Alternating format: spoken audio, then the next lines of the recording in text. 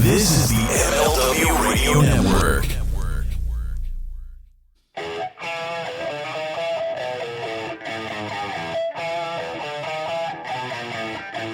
This is the Mind of the Meanie. Here are your hosts, the Blue Meanie and Adam Barnard. Peace world, and welcome everybody to the Mind of the Meanie, your weekly peek into the world according to former WWE superstar and ECW original, the Blue Meanie. We'll cover wrestling, music, movies, sports, and lots of useless knowledge, all contained in the Mind of the Meanie. I'm your tour guide, Adam Barnard, and he is the Blue Meanie. Meanie, what is on your mind? Sweet home Philadelphia. It's good to be back in Philly. Yeah. Last time I was on location, just visiting some Connecticut family, but I had all my car issues and stuff like that. So happy those are resolved. Happy to be home. I went to.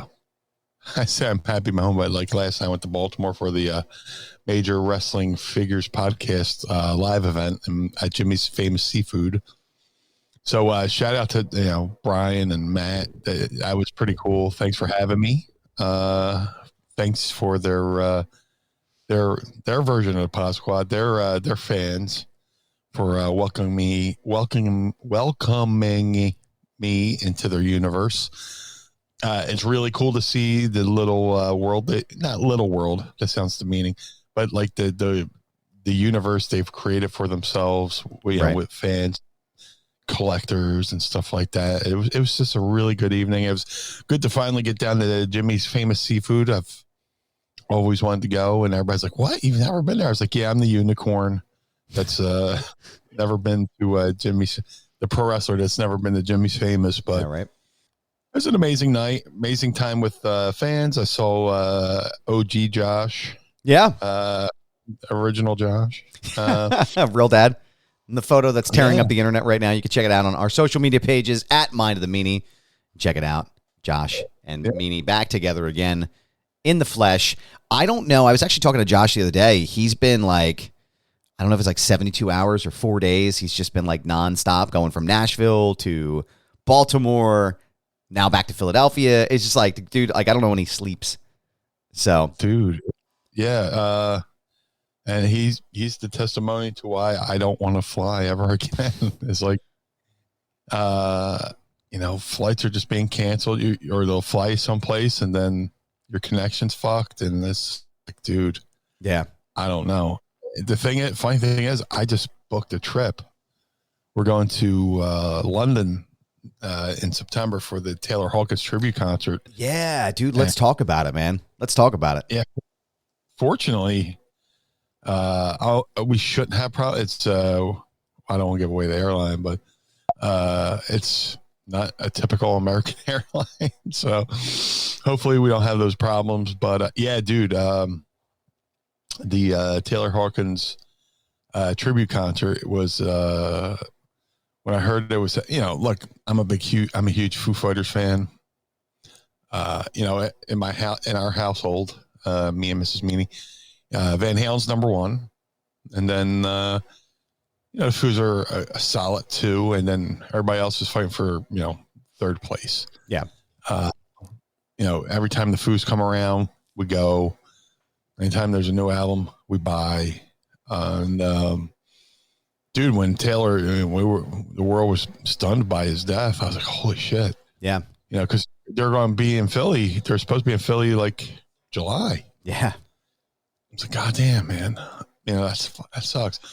It doesn't suck that I wasn't going to see the Foo Fighters. It sucks that he died and, everything that happened. But he was such a lovable, relatable guy, who just happened to be in a rock band. But he seemed like, he reminded me of everybody I, grew up with. That was a rock and roll fan, heavy metal fan. So they announced the Taylor Hawkins tribute concerts. They're going to have 2, one in London, one in LA. I was like, dude, I got to go to London again. Yeah. Last time we went to London, me and Mrs. Meanie, we went to see a Philadelphia Eagles game at Wembley against the Jacksonville Jaguars. What's up, Tony? And we made the trip, and we like 2 days before the trip, we got fucking sick as dogs. We're like, oh my God, this sucks. So we went there, but we made the best of it. And, we've been longing to go back. And, I'm frugal, like whatever I make, I try to put away. I hide, I'll have some hide money, I'll hide some money from me. Don't count it, just put it away, hide. So when we heard this was happening, I was like, let's check out our squirrel fund. Let's see where we're at. And we went and bought the airfare. Yeah. With hopes of getting tickets. And it's like, well, look, if we go to London and we get tickets, we're going to have a great time. But if we get to London and we don't get tickets, hey, we're still in London, right? I was just going to say, dude, yeah, for sure. Yeah. And, there's LA, but, and they're about the same amount. It's 6 hours to LA, 6 hours to London. It's like, you know what? Hey, I want to go to London because I haven't been there in a while, and I just want to go and just bullshit. London's way easier to get around with the tube system. You could travel all over. And, when you're going home, you're going with the time change. You're not going against it. Like if, you leave LA at like 6 a.m., you won't get home till like 6 p.m. or something like that. Right. You lose 6 hours of the day. You're like, what the fuck happened? Granted, if, your flights are good. But coming from London, if you leave at like 10 a.m., you get home at 11 a.m. Right. So it's kind of cool. So it was just an easy choice to say, let's go to London. Getting the tickets was a whole nother ordeal. There's like a pre-sale, which a few people were kind enough to, give me the password. And we stayed up till 4 a.m., which is 9 a.m. London time. And we, tried. So we're like, fuck, maybe, it's a pre-sale. Maybe they only did a certain number for the pre-sale. So we're like, okay, we'll do this again tomorrow. So we stayed up again till 4 a.m. and fucking tried. You get into the queue, and it's like, there are 60,000 people ahead of you. You're like, fuck. All right, I'm going to sit here, wait it out. I was on my laptop. Mrs. Meanie was on her cell phone. We're trying to hit for both ends. There was a couple times we got in to pick seats, and you get to the fucking credit card payment information. It's like, it's not accepting your card. I'm like, what the fuck? Fuck. My card's good. Right. Well, long story short, when you go to fill out the information, there's like certain things you had to check off, like agreements, click. But when you go and type in, name and all that stuff for address, like it would autofill. So where apartment was, it would say apartment. It would auto. Oh, so right. That was throwing the data off. So I let Mrs. Meanie take over to see. I put a letter, sit in the Captain Kirk chair and work it. And then it's like, you're in. And we're like, fuck yes. When we celebrated. Oh, that's awesome. And then I promptly, went to bed. And that's when, we drove to Connecticut and had our issues with that. But yeah, it was crazy. It was crazy. This looks like a hell of a lineup, though, for London. I pulled it up here right now. Some of the names just off the top: Stuart Copeland, Liam Gallagher, who else? John Paul Jones, Geddy Lee, Brian May, Chris Novoselic, Mark Ronson, Rufus Taylor, Wolfgang Van Halen, Chevy Metal, and then appearances by Dave Chappelle and Chris Rock. Crazy. Well, they're already over there for their tour, but yeah. Dude, I'm fantasy booking all the potential lineups. I mean, you got Led Zeppelin there. You got John Paul Jones, which he was, and Josh Homme from Queens of the Stone Age will be there. Yeah. John Paul Jones and Josh and Dave were in a band called Them Crooked Vultures. Yes. So there's that lineup. Chris Novoselic is there. So you got, you pretty much got three Nirvana. Three-fourths of Nirvana, which they've done many shows with guest singers. Like one time they had Joan Jett sing, and stuff like that. So, and then there's Queen. Right. Brian May and Roger Taylor from Queen are going to be there. You know what I'm thinking? What if Paul shows up?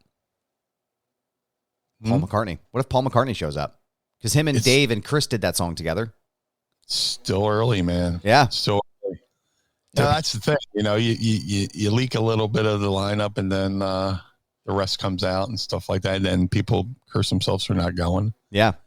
But that would be amazing.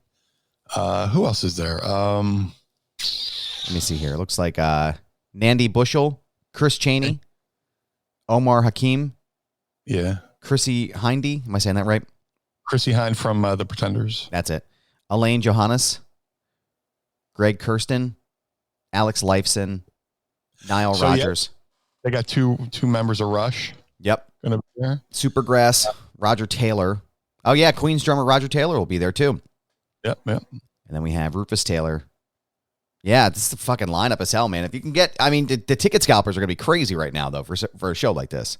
Well, thank God I got my tickets direct from them. And I feel my ass feels like I sat on a fucking road cone. Hey, you know what? It's like I said, I'm frugal. I saved up money for, let's save up money for, some fun money. Yeah. We've been saving for 4 years because we haven't had a non-wrestling trip. Maybe even, we went to London. Pre-pandemic? Yeah. Our last non-wrestling trip. Or we would do wrestling trips, but then when we were seeing the Eagles, we were picking an Eagles road game a year where we go see a city, but just a fucking trip. It's maybe 2018. So this will be fun, man. It'll just be a good mind eraser. Get to London, see the sights, go to see an awesome concert, see the sights. And then come home, Yeah, I know you'd mentioned Philadelphia's show. I had, like I said, I was planning on being at the Link, taking photos of the band this year. I think it was supposed to be this month coming up, right? It was supposed to be July or August. Yeah. And I was really excited. I was kind of marking my summer for it. And then, unfortunately, Taylor passed, and it just sucks, man. It sucks because they were just so good, and I was really just so excited to see them again. But I'm still going to try to get out there to LA if I can. Try to take photos of that if I can, but we'll see. The thing I love about the Foos,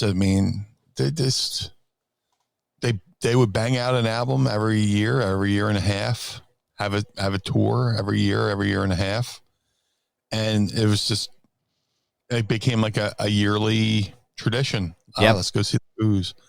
We used to have a yearly tradition going to see Slayer too, but I think they're retired, from, but the Foos were a constant, okay, get an album, go see them live. And I was looking forward to the Philly show. So, and here's a cool thing. The concert's at Wembley. And it's the second ever tribute concert in Wembley. The last one was, of course, Freddie Mercury from Queen. Right. And people are like, how come they're going to Wembley? Well, Taylor Hawkins was a huge fan of the band Queen. Mm-hmm. Loves Queen. That was probably, I'll assume to say that was his number one band. Yeah. And what better way to pay tribute to the guy than have a tribute concert for him where they had a tribute concert for Freddie Mercury. Right. And then you're going to have the members of Queen there. Like I said, Queen, Rush, Nirvana. There's so many possibilities. Nandy Bushnell, the teenage drum sensation's going to be there. There's a really cool video of where her and Dave were having drum offs online.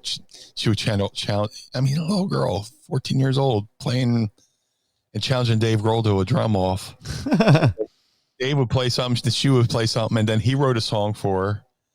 And then when they played the LA Forum, they brought up her up on stage, and she played the last song with the Foos at the LA Forum. Wow! And she got the curtain call bow, and broke kayfabe. No, I'm just kidding. The curtain call, where the band gets up front and takes the bow and stuff. It's a pretty cool tradition. Yeah. In music. I don't know if many people do it anymore, but I dig it. She got to do that, and she's going to be there, which would be pretty cool. They haven't officially announced the Foo Fighters, right? But you got to assume the Foos are going to, they're going to kind of do like the Freddie Mercury show where the Queen was on stage and a bunch of different people got up and sang with them. So I'm excited. Well, yeah, I would imagine that they would probably play something and have somebody sit in on the drums with them. Like, I can't imagine that maybe it would be Roger Taylor. That would be the only thing that I would imagine that would work out. But best, I would say. Yeah, I'm sure Roger Taylor and Brian May will get up and play with them. But everybody, I'm a Van Halen fanatic, and Wolfgang's going to be there. My friend's like, "What?" And I have friends who are like, "What's he going to do? Play bass?" I was like, "No, actually, Wolfgang's an accomplished drummer." Yeah. If you go on YouTube, look up Wolfgang Van Halen getting on stage with Alter Bridge and playing with them. He played a song with them out in L.A. And dude, he is a fucking monster. And like that Wolfgang Van, the Mammoth WVH album, Wolfie plays every instrument on that album. Wow. And sings. So I have a good. Here's my prediction. Mark it down. July 20. No, this is June 25th at 10:28 a.m. in the year of our Lord. Yes. 2022. Thank you. You're welcome. Wolfgang Van Halen will get on the stage with the Foo Fighters and play My Hero. We're going to give that 2 meanie farts on that one because I agree. That would be fucking nuts, dude. Now I'm kind of disappointed I'm not going to London because I think it sounds like it's going to be an amazing show. Dude, the seats are pretty good. Yeah. I almost want to say the airfare was cheaper. Really? Well, see, I got a shit ton of miles though on my credit card, so I might try that. Well, the thing is, I have to get my fucking passport though. Yeah, probably won't. No, you know what, dude? I've never had it. Like, my parents never took us anywhere, so like as I got older, I was just like, I never needed it. Hey, it's good to have just as a second form of ID for anything. Well, now that you need a real ID to get through the airports, I said to Courtney, we were talking about it, my wife, and it's like we gotta just do it, So maybe I will get it, but that whole thing's a fucking money grab. Oh, real God, yeah, of course it is. They just want more out. And it's fucking real, all right? Dude, I had to get 2 fucking IDs, man. Look at this shit. So I took my real estate exam for my shoot job, right? And they're like, oh, you need 2 forms of photo ID. And I'm like, well, what's wrong with this one and not this one? Like, so I had to get 2 of them, and I had to sit, and now I have these 2 fucking IDs, and what do I need both of these for? Why do I need them both? It's literally just fatter me, or here's fat me and fatter me. Why do I need this? It's crazy. Is that your rap name? Fatter Me? Fatter Me. That's right. Yep. That's my rap name. Gentlemen, coming to the stage. Fatter Me. That's a solid rap name. It's a good gimmick name. I'll be your DJ, Fattest Me. DJ Blue Meanie with only thing he cuts on the table is farts. Speaking of farts, we're going to give a quick fart shout out here to the Pod Squad. Thank you for joining us this morning.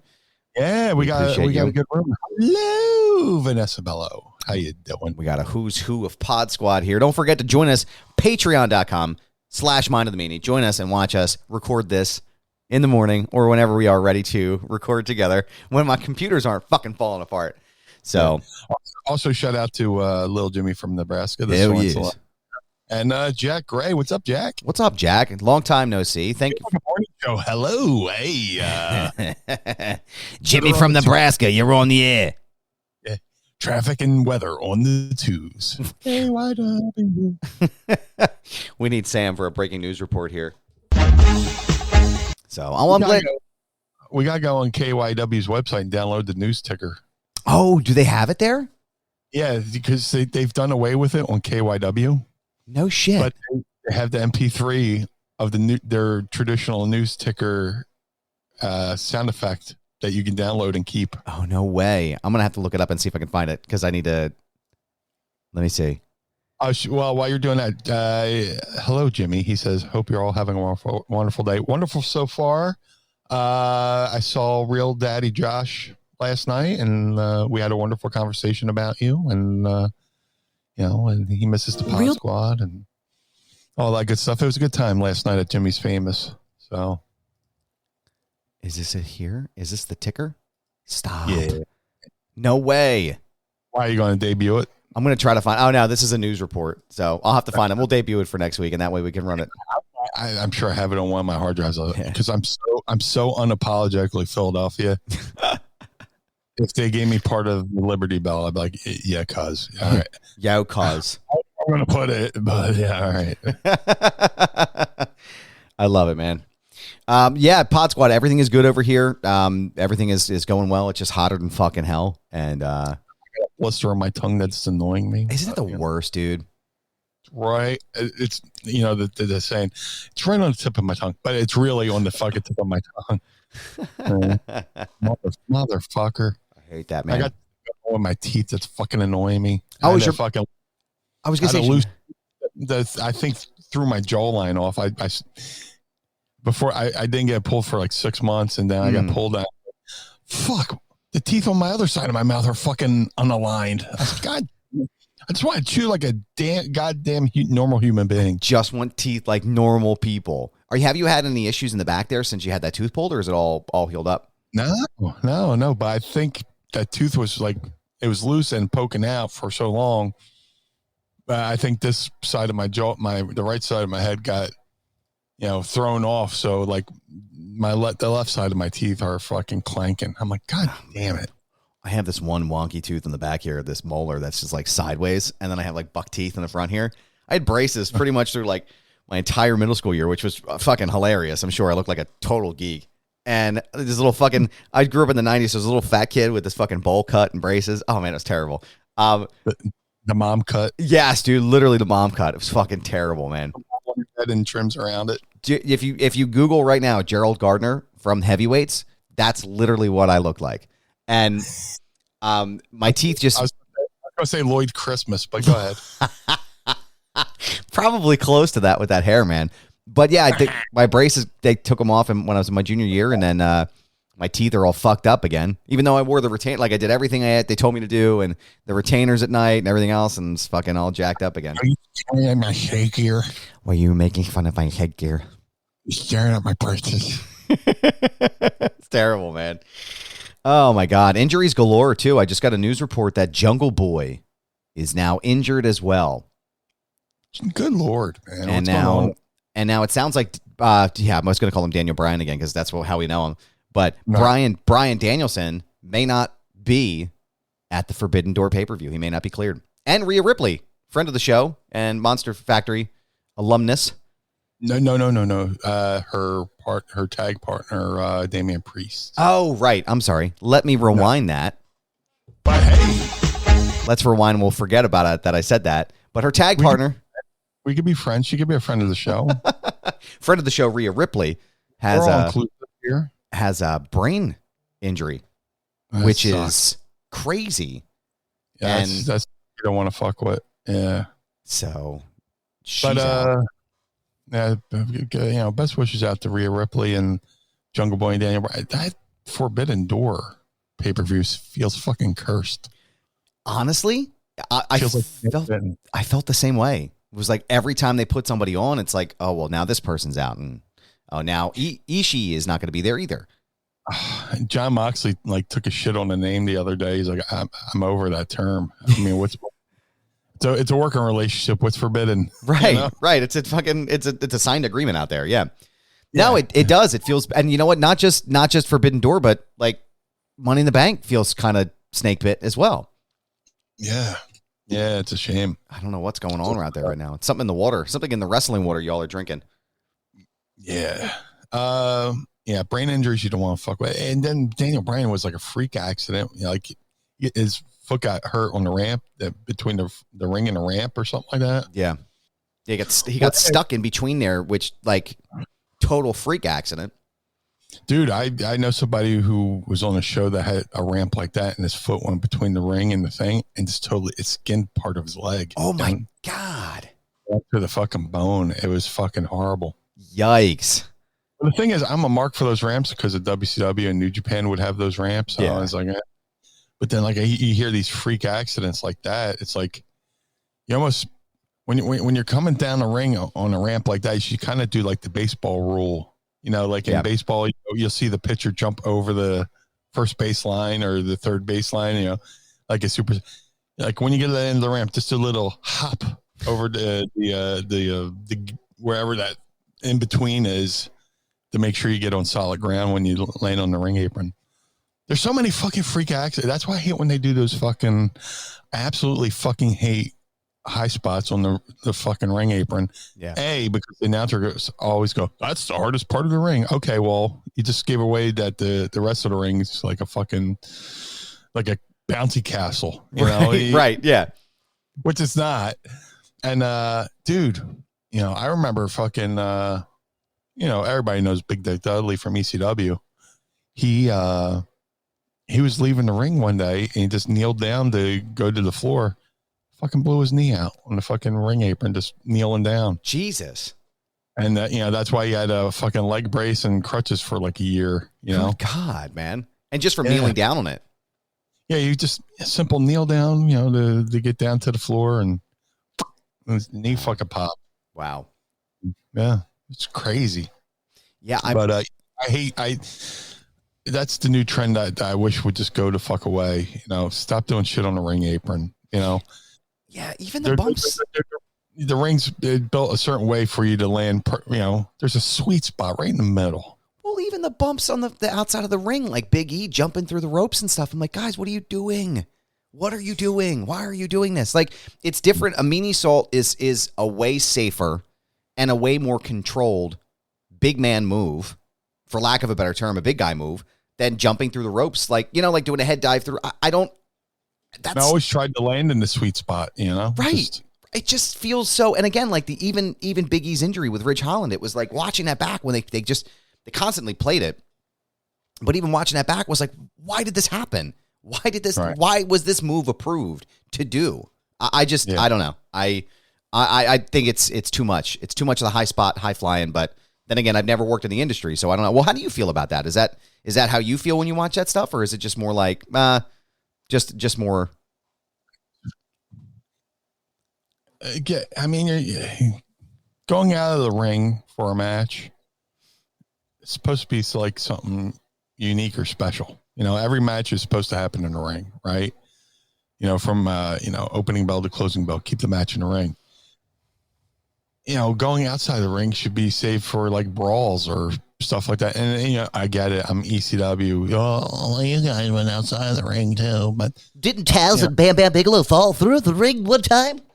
Yeah. So it's just, but certain matches would go outside the ring. Certain matches would go over the thing, but everybody else kept it in the ring. So I just think, if everybody just stayed in the ring, say everybody stayed in the ring for like a year, and then eventually they let one match do something to the outside, then like the crowd would pop for it even more. It's just like, it going out of the ring all the time, doing dives in every fucking match just desensitizes you to how risky those things are when they just become commonplace, Right. Just keep things, certain things should feel special. Certain things should be like, dives to the ring should be done in a moment of desperation or anger, Yeah. The first time I ever saw a dive like out of the ring was Jimmy Snuka diving on Don Morocco. He ran and just cleared the top rope, dove on Morocco and just beat the shit out of him, ripped all his fucking clothes off because Morocco had disrespected him and spit on him. So he's like, fuck this motherfucker. And it looked like a fucking, act of desperation. Like, I'm going to fuck this guy up any means necessary, Yeah. But just keep it special, keep it in the ring. It's not every match has to go outside, Well, Vanessa just brought up a good point about Kofi Kingston as well. She was saying about how he used to jump through the ropes and then stop himself by catching the top rope across his shoulders mid-jump. And then it made her cringe. And I'm like, honestly, yeah, like it just, like, there's really, like, what, like, any small deviation from that, you're going to destroy your shoulders. You could blow yourself out. Perfect example in ECW. Fucking JT, which led to a thing. JT Smith was wrestling Hack Myers, and he went to do like the Mike Awesome jump over the top rope onto Hack. So he's halfway over the top of the rope, and his knee pad catches the top rope. Oh no! And he goes right to the floor, and within a millisecond, he comes up and he has a huge fucking cantaloupe on his head, size fucking lump. And anything could happen. Like I see guys going through the ropes all the time, and I'm like, I look at their feet, like how close they are to the ropes. I'm like, they're like fucking inches from fucking getting their foot caught in this Wile E. Coyote and down to the fucking floor. It's just, there's no need for it, man. You only have a certain window of time to, get over and make some money in this business. You can't do it if you're, laid up injured. Just work smart, man. That's all I'm saying. And that's coming from a 49-year-old man who fucking wakes up every morning and just like, it's folks, please just work fucking smarter. Right. Yeah. And one thing, before we move on to the next topic, like I am glad that the Kofi Kingston Royal Rumble spot is now over because he botched it this year. Was it this year? Earlier this year when he botched it? I want to say so. Yeah. Man, the first time I saw that, it was hilarious and it was so good and it was dope. And then it was just like, all right, we're going to do this every year? Is this going to be a thing? And then he blew it this year. And I was like, okay, we're done with that. Now we don't ever have to see this again. But it felt like, again, you do it one time, super special, everything is cool. And then you do it again and again and again and again and again. And it just loses that luster. And speaking of doing it again and again and again and again, we're not talking about Manscaped because they're not sponsoring us this week. Brock Lesnar back. Yes. At the WWE again. In another match with Roman Reigns. Blue Meanie, how are you feeling about Brock Lesnar being back in the title picture with Roman Reigns? Shout out to Andrew Bailey, who's hungover. We love you, buddy. I'll be hungover tomorrow. Was it for SummerSlam, right? SummerSlam. Last man standing. That's fine. Yeah. That's fine. I mean, forget that as a title issue. They have an issue. Yeah. It's not like he went away for a couple of years and came back. And no. He's got an issue with Roman. And SummerSlam's the perfect venue because it's SummerSlam in a stadium, and Brock Lesnar is an attraction. Right. Much like back in the day, WWE kept Andre as an attraction. And it's good. I like the way they book Brock. They take him off TV for a little bit, bring him back, take him off TV. See, if you saw him every week, you would just get tired of him. That's kind of why I wish they would have sort of like a mini. You can't really have an off season in wrestling. I was having this debate in my head the other day while I was driving. I was like, it would be good, if guys could they could rotate guys out, right. Get a crew of guys and be like, okay, guys, you're off with pay for 4 months. Yeah. I mean, they're making enough money where, with all these extracurricular things, they can give guys a couple months off, go home, rest, relax, like an off season in football. We'll bring you back in, say September. So they have a couple guys fill that spot. Now, when these guys come back in September, rotate another 4 guys out to, go home, rest, recharge your batteries, and do it that way, But, with Brock, he goes away for a little bit. He comes back for a little bit. That way there's no burnout and people and fans don't get tired of seeing him. Right. So the fact that he's coming back for one of the original 4 pay-per-views makes sense.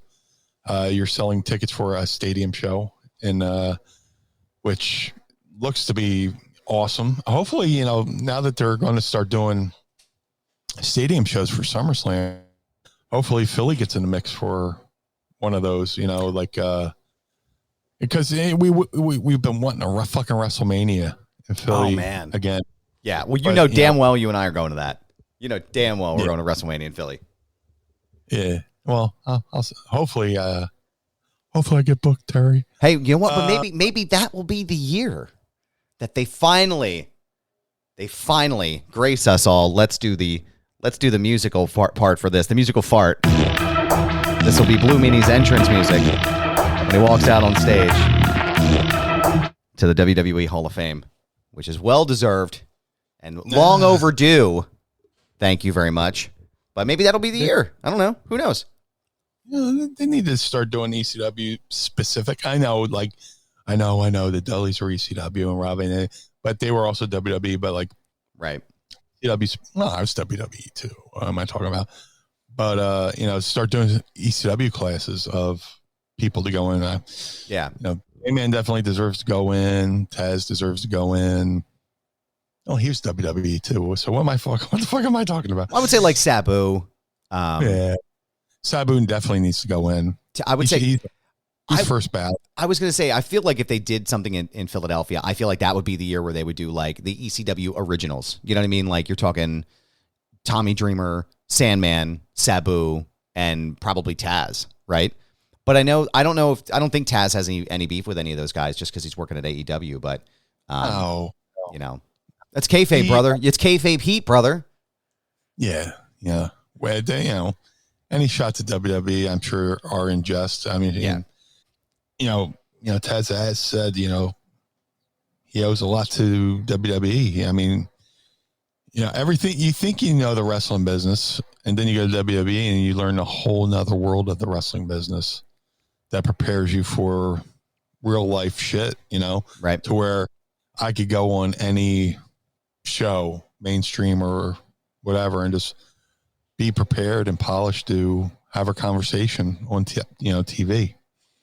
WWE prepares you for the world. Pro wrestling prepared me for life. For life, no pun intended. But growing up, being a shy kid and stuff like that, I would have to get up in front of the classroom for a demonstration in English class and give a speech, and my hands would be fucking shaking. But again, the world of professional wrestling took away any shyness I would have had or whatever, and it allowed me to find myself, find my voice, find my comfort zone about being in front of a large group of people. So, and that goes back to what I was trying to say. I'm sure Taz would have no qualms going back, going in WWE Hall of Fame or working for WWE again. Period. But who knows? Hopefully, I would love to see WrestleMania back here, but like I was saying, now that they're starting to do stadium shows for SummerSlam, Philly would be a perfect summertime show town.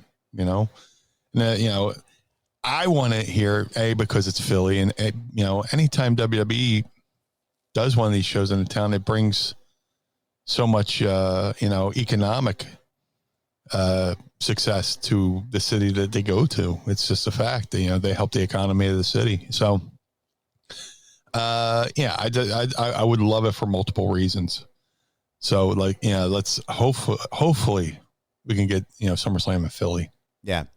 Yeah, that would be dope, man. I know Extreme. I think it's Extreme Rules is coming back to Philly in. Is it October? I think it's October. I can't remember now. I know I saw the alert on the local television programming that they would be back, but James is like, "Is Cody going to be there?" I was like, "No, he's out." What about Roman? Probably not. No. Well, what about Judgment Day? Well, everybody but Rio will be there. It's like, well, what the fuck?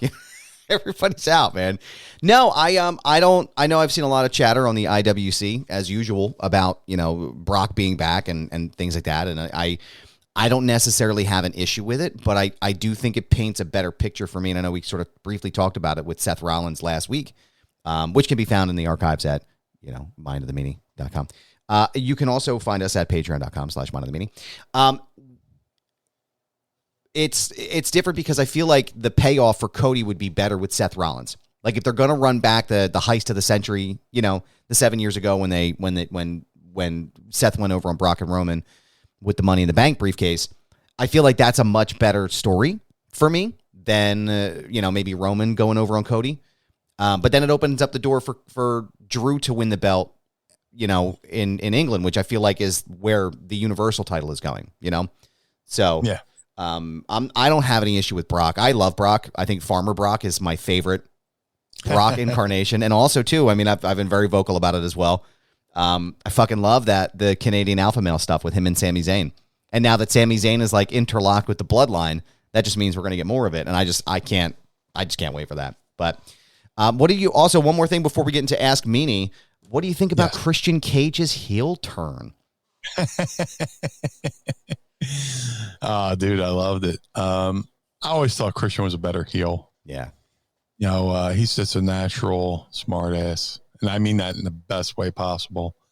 You know, I challenge anybody to try to have an out duel of wits with Christian Cage. I don't think anybody could get over on him. But I loved it, you know, and some of that stuff had to be cleared, you know, with Jungle Boy, you know, this stuff he said. Oh yeah, he went after his dad, didn't he? Yeah. Oh man. Which, you know, I shouldn't, brother. Dude, it's the best storylines are real life shit, you know, and people saying stuff like that. Stuff, you know, I'm just going to beat you up. I'm better than you. You know, I can't be your fucking daddy figure. You know, you have a daddy, dad's dead, you know, fucking heavy shit. For the uninitiated, Jungle Boy's dad, his shoot dad, is Luke Perry, the actor from Beverly Hills 90210. Yeah. Died very tragically in 2019. Unfortunately. Yeah, of a stroke, wasn't it? Not sure. It was like a stroke or a blood clot. Everyone was like, "Oh my god, he was so young to have it." I was like, "Well, what do you think? This is what happens to people, you know?" Yeah, it was unfortunate, you know. And I watched the David Arquette documentary. You Cannot Kill David Arquette, and Luke Perry was in there, and just like I was never really watching 90210, but like you always hear how cool Luke Perry was. Yeah. And then they showed David Arquette, you know, having that death match. What's his name? MDK. Nick Gage. Yeah, Arquette was having a match with Nick Gage, and they nicked his neck with a light tube. Oh, And it was fucking. They showed the footage. Luke Perry's fucking rushed David Arquette to the hospital. It's like, and you know, it's like, fuck, man, what a dude.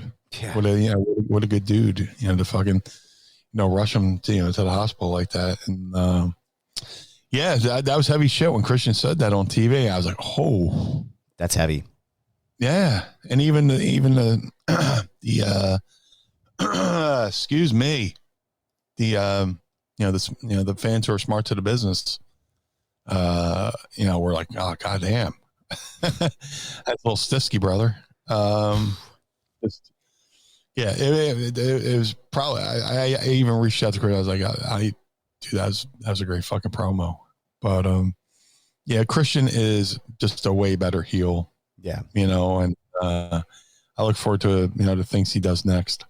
Yeah, I am. I'm looking forward to his heel turn again. I always loved the smart ass Edge and Christian routine. You know, for the benefit of those with flash photography, like that was always my favorite stuff from them. Yeah. So I'm really excited to see that we're going to get more of that. But here's something interesting. This is sort of a side note that has nothing to do with what we were talking about. But I was just pulling up about Luke Perry. He died of a stroke, and he was buried in a biodegradable mushroom suit.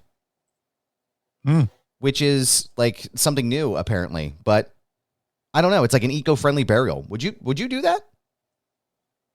I want to be cremated. So Yeah, I don't know if I want to. I think I'd rather just have my ashes scattered somewhere. You know? Yeah, I've taken up too much space. I don't know. I mean, it's a cool idea, you know. But actually, I want to be put in a Folgers can and put on the mantle. So that way, every time Courtney looks at the mantle, if she's like dating again, because obviously she's agreed for a certain amount of time, an appropriate amount of time before she moves on. But I want to sit on the mantle so that I watch her, and that way she feels bad. I'm just kidding. I'm just kidding. Now, but anyway, what I'm not kidding about is a question that I have for you, Blue Meanie. Yes, sir. Are you ready? Are you ready to ask Meanie?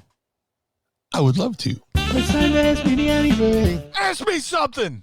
Don't forget, tweet us your questions at Mind of the Meanie using the hashtag AskMeanie, and we will ask them. We will hear them as I speak them. First day with my new mouth. We will ask them on the show. Mark in Dryden has a question for you. Always has great questions for the show.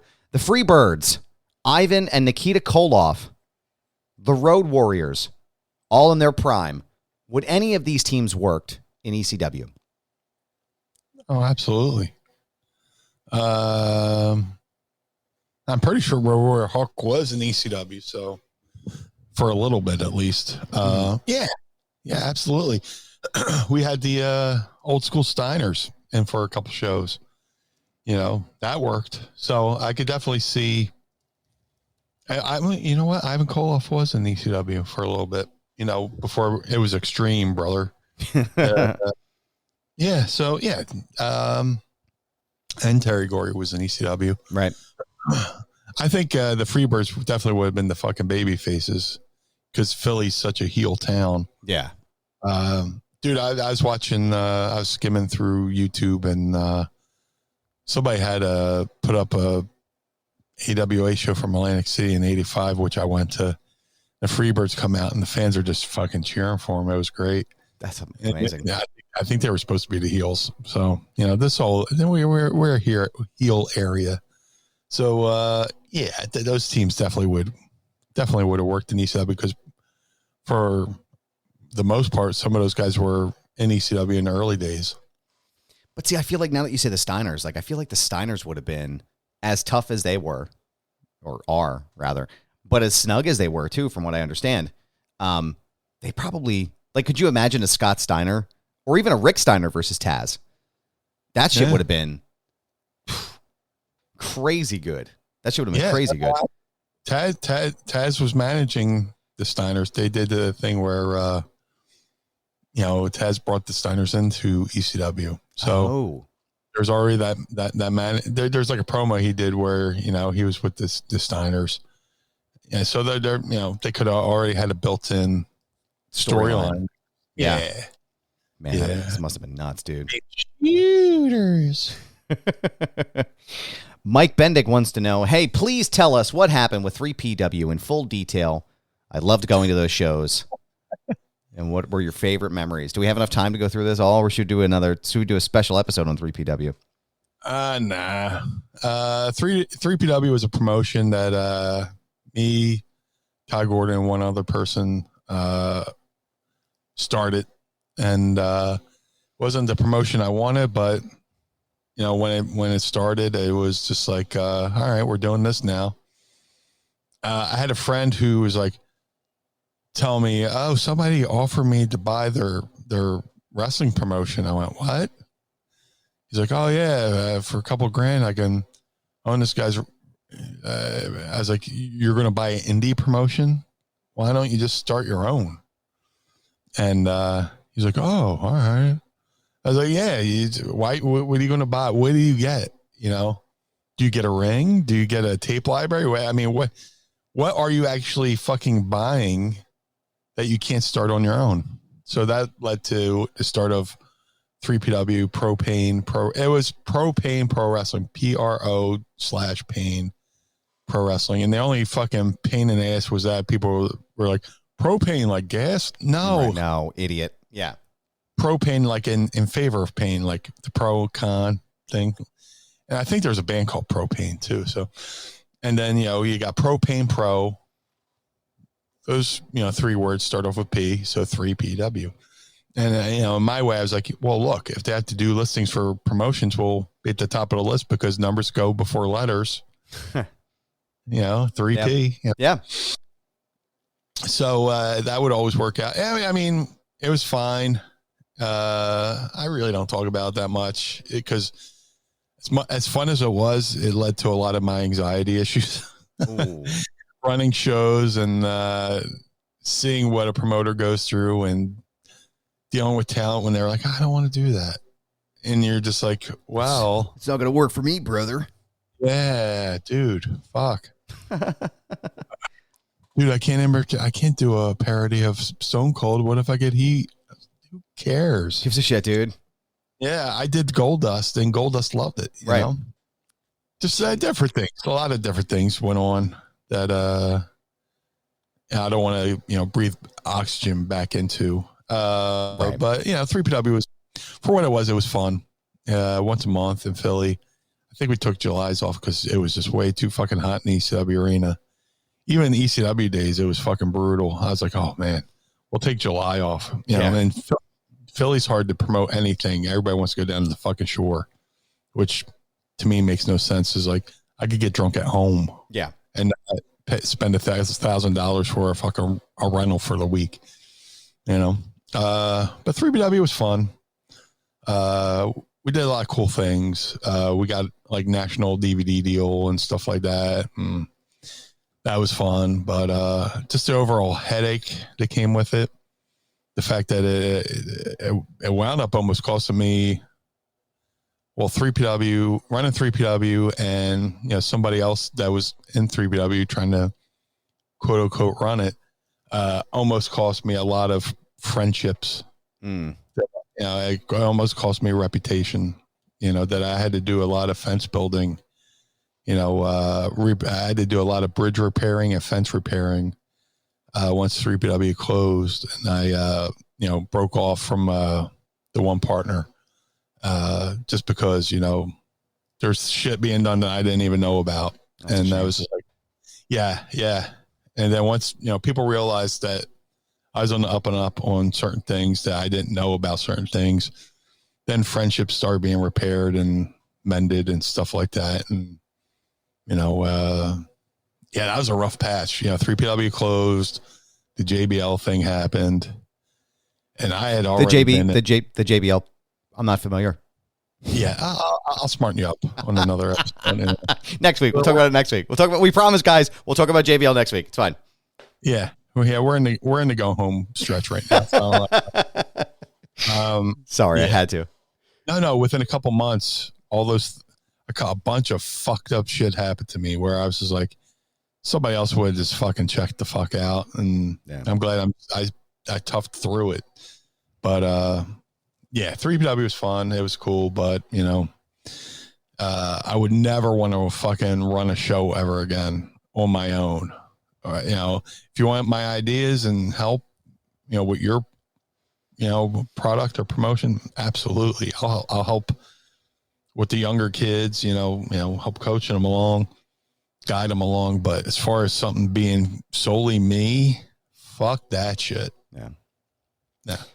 Little Jimmy from Nebraska wants to know, hey, Meanie, did you enjoy getting some love on 83 Weeks' episode of One Night Stand 2005 with them saying that they love you, you're amazing, and you're great? I was very kind. I guess 83 Weeks was doing the One Night Stand watch along. Eric Bischoff and Conrad Thompson. And they had some very complimentary things to say about me, which was fucking awesome. I love Conrad. I love Eric. And, it's cool that in 2022, we're all cool with each other because, when you're in the era of the Monday Night War and all that stuff, and we're doing the BWO, which is, essentially a parody of NWO. I was like, I thought for sure Eric Bischoff would have hated my guts, but he said some and look, Eric Bischoff doesn't hold back. He's not one to keep his feelings to himself. He's going to say what he thinks is true. So the fact that he had some kind words to say about me meant a lot to me. In this wrestling business, do a lot of things. You work with a lot of people. And there's thousands of wrestlers out there. There's been thousands of wrestlers way before I started. There's been thousands of wrestlers since I started, and there's going to be thousands of wrestlers coming out. The fact that, people remember me is cool. It just, I don't know what I did right or wrong, but people, remember me, and, I'm sure I've done plenty of wrong, not intentionally. But, as far as mistakes and shit, I never fucked anybody over. But just it's cool to be thought of, and a good light from people who have had such an impact on the business like Eric Bischoff. And today, with Conrad Thompson with his podcast empire, he's a great guy. They're both great guys. Andrew Bailey, a.k.a. Shackleford, wants to know, hey, what are your thoughts on the recent Ric Flair and Jay Lethal dust-up? Please smarten me up. Yeah, I'm actually hopping on the Google machine right now to try to find out what's going on there. And little Jimmy from Nebraska says, Blue Meanie is a global treasure. Yes, that is accurate, sir. What's the exchange rate, though? A crypto is, I don't know. Let me see here. I'm pulling up Inside the Ropes here. I'm telling you, I said to Courtney the other day, I said, people don't realize how global, if you will, that the Blue Meanie is. Because if you talk to, you talk to any wrestling fan, and you mention the name the Blue Meanie, they're usually popping hard because everybody loves the Blue Meanie. So, dude, I just try to treat people the way I want to be treated, and I'm nice to a point. Yeah. Oh, I've had people go, oh, you're too nice. People are going to just walk over you. I was like, no. If I feel like I'm being disrespected, I will say such. But until somebody gives me a reason to be an asshole, why be an asshole? Right. I have my boiling point. Dude, we did a thing at my friend Justin Penelope have a store out in Mays Landing, New Jersey. It's an awesome toy store, collectible store, and they're turning their main store into like a partial museum now because now they branched down to another location. But me and Mrs. Meanie went there, and a whole crew of our fucking friends from high school were just hanging out. And Tracy was talking about how I have this thing to where, I'm talking to somebody and they're talking to me, and like they start going down a road I don't want to go down. And Justin, joined in. He was like, you just watch Brian mentally check out of the conversation. I will just like look off into space and just stop talking to the person. Just like my biggest pet peeve is if I'm talking to somebody, like say I'm at the bar and they're having a conversation, and I'm like trying to hop in to the conversation, and they're just fucking plowing over me. I'm just like, all right, or somebody's talking to me and they don't know when the fucking conversation's over. That like I've given them about 10 soft landings. Yeah. Go, okay, man, I'll see you later. And then they're just like, yeah, but JB, like I just, they say there's a thing where they just watch me mentally check out of the conversation. It's the most polite thing I could do is just check out and not say anything, because if I say what I want to say, then I'm the asshole. Right. Oh, Blue Meanie's a dick. They're going to go on Twitter and talk about it. Yeah. Blue Meanie's a dick. I only kept him 20 minutes longer than he wanted to be there. He was taking a shit at the bathroom, and I was talking to him, and he got mad at me about it. What the fuck, man? He was standing there with all his merchandise and gear bags, but I had to ask him. Right. How dare you? Was that fight real? Well, I'm sure it's just like McFoley's tired of, did the cage hurt? Did it when you fell off the cage? Did that hurt? It's just like it's no wonder. Like, no, thank you. Stop asking that, please. It's no wonder none of these guys want to do wrestling interviews. Like, they don't want to do any podcasts because they all ask them the same fucking questions. Yeah. And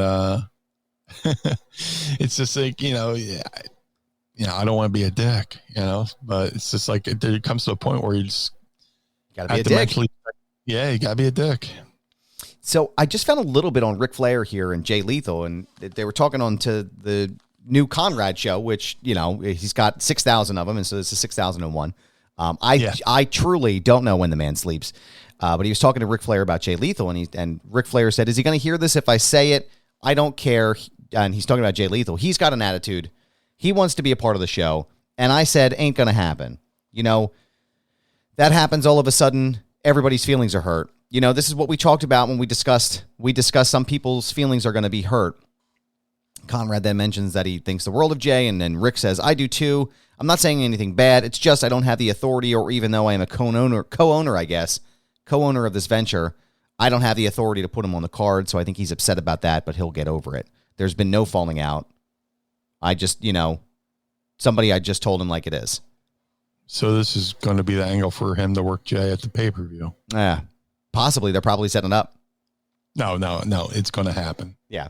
That's what I mean. They're volleying it up. That's what they're doing. They're setting it up now. Yeah. If that was the issue, he probably wouldn't have said anything. Right. You know, and right.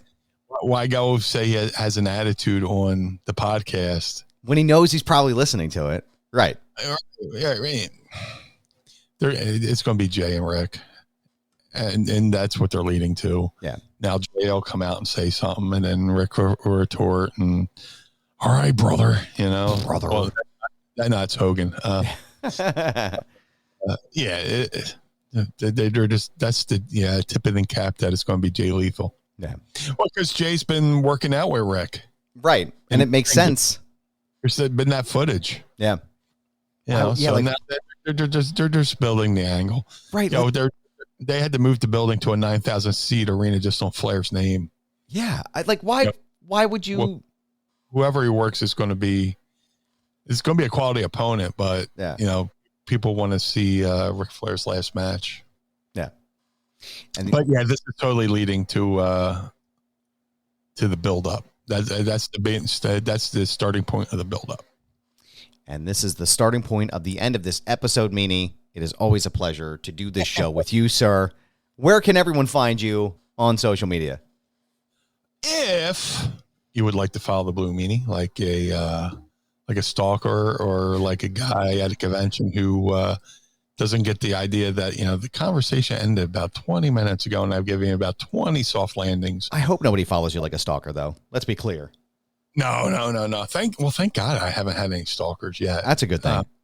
27 years, but now I probably just fucking jinxed myself. If you want to follow the Blue Meanie on all forms of social media, go to Instagram, Facebook, Twitter, and TikTok, which I don't know.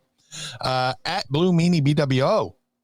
You can follow me on all those social media platforms for any updates or random musings. If you want to support the Blue Meanie, go to prowrestlingtees.com/Blue Meanie. You can also go to prowrestlingtees.com/Blue Meanie, get a t-shirt or get a shoot video, kind of like their version of Cameo, which is pretty cool. If you want to support the podcast and help to keep the lights on, go to prowrestlingtees.com/Mind of the Meanie. You know, you can go over there and buy some wonderful t-shirts done by Andy Slichter. You also could go to Collar and Elbow, the wrestling brand. Go to collarandelbowbrand.com and use coupon code Meanie. Save 10%. Rod Hicks is doing a splendid job over there.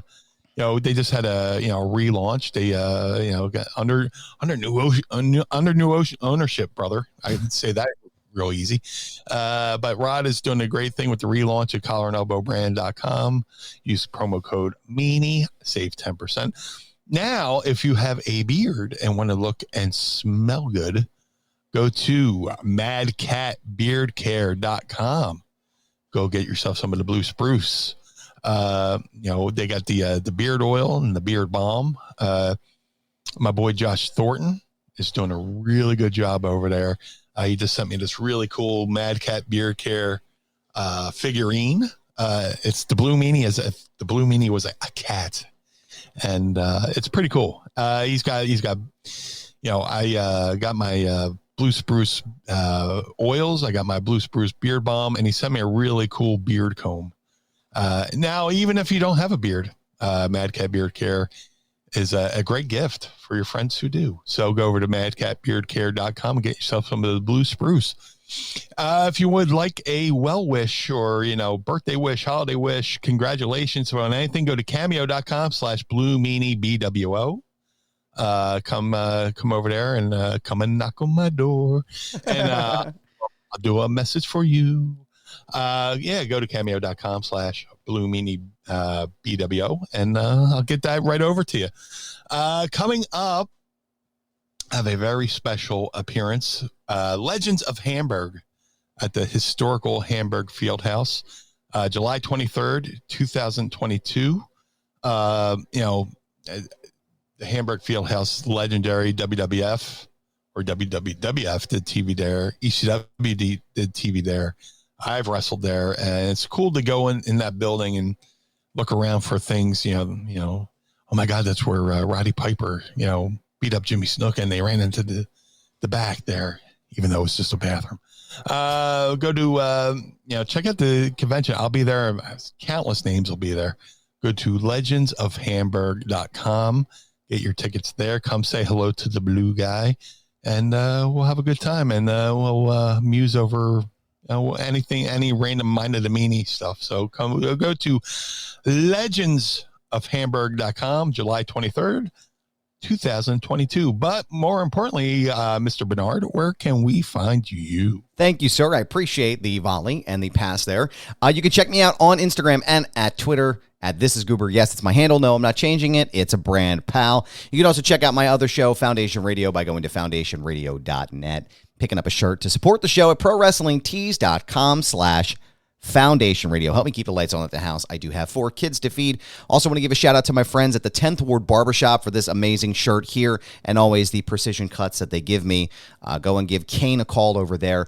Finn Balor and Corey Graves get their hair cut every time they're in town over in Pittsburgh, downtown Lawrenceville in Pittsburgh. So you can go to 10thwardbarbershop.com. That's 10th Wardbarbershop.com. And go tell them that Goober sent you. And also, too, don't forget to check us out here, patreon.com/Mind of the Meanie. Sign up today. Watch us record the show ad-free.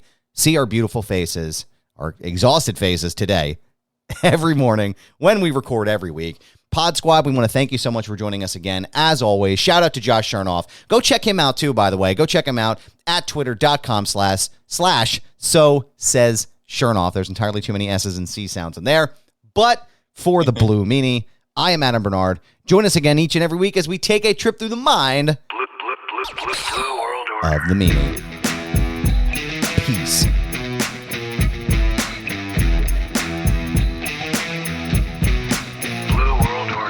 This episode of Mind of the Meanie was recorded and produced by Adam Barnard and was engineered by Carl Pinnell. Additional production and narration provided by Sam Krebs. Our executive producers are Josh Chernoff, Adam Barnard, and the Blue Meanie. Our opening theme is performed by the Swamp Candles. Our closing theme is performed by Chikara. The show contains original music produced by Enrichment. Get additional bonus content by becoming our patron on Patreon at patreon.com/Mind of the Meanie. And follow us on Twitter and Instagram at Mind of the Meanie. This has been a Butts Carlton media production in conjunction with the MLW Radio Network. Butts Carlton, proprietor. Blue World Order. Dad, why is Blue Meanie's brain out? The world of MLW Radio never stops.